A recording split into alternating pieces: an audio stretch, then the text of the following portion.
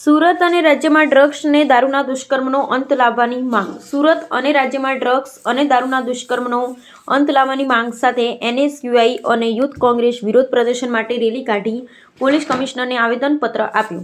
Surat Gujarat NSUI અને Gujarat youth Congress યુવાનો અને વિદ્યાર્થીઓમાં ડ્રગ્સ અને દારૂના વધતા વ્યાપ પર ઊંડી ચિંતા વ્યક્ત કરી સંગઠનોએ રેલી કાઢી સમગ્ર રાજ્ય સહિત સુરતને ડ્રગ્સની ખરાબ અસરોથી મુક્ત કરવાની માંગ કરી.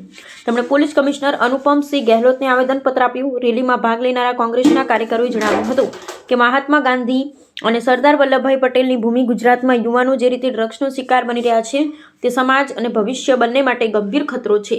આજના યુવાનો ઉર્જા, સપના અને અમર્યાદિત ક્ષમતાઓથી ભરેલા છે, પરંતુ વિવિધ કારણોસર તેઓ ગેરમાર્ગે દોરાઈ રહ્યા છે.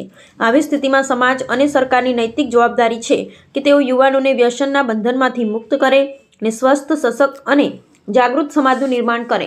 એનએસયુઆઈ અને યુથ કોંગ્રેસે માંગ કરી હતી કે વિદ્યાર્થીઓ અને યુવાનોના જીવનને બરબાદ કરનારા ડ્રગ્સના વેપારીઓ સામે કડક કાર્યવાહી કરવામાં આવે. આ ઉપરાંત વ્યસન મુક્તિ અંગે વ્યાપક જાગૃતિ અભિયાન ચલાવવાની જરૂરિયાત પર પણ ભાર મૂકવામાં આવ્યો છે, જેથી યુવા પેઢીને વ્યસનના ખરાબ પ્રભાવથી બચાવી શકાય. રિપોર્ટર સુનિલ ગાંજેવાલા, સુરત.